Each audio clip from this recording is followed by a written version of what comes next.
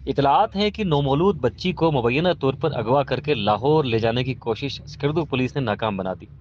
Police کے مطابق مبینہ طور پر نومولود بچی کو لاہور سمگل کیا جا رہا تھا۔ اس حوالے سے مزید جانتے ہیں ایس ایس پی اسکردو جناب مرزا حسن صاحب سے۔ سر بہت شکریہ، اس معاملے کی تفصیلات بتائیے گا۔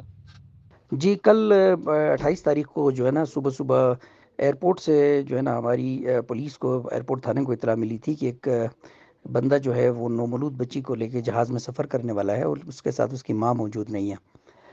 اس پہ ہمیں شک ہو گیا اور پھر ہم نے جو ہے اس کو روک لیا بچی کے ساتھ اور پھر تھانے منتقل کر لیا۔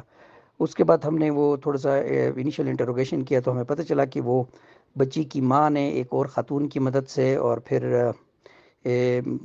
ہیلتھ ڈپارٹمنٹ کے یعنی آر ایچ کیو ہاسپٹل کے ایک ملازم کی مدد سے وہ جو ہے نا بچی جو ہے نومولود بچی کو 3 دن کی بچی تھی، اس کو اس بندے کو فروخت کر لیا اور وہ لے کے اس کو جا رہا ہے لاہور۔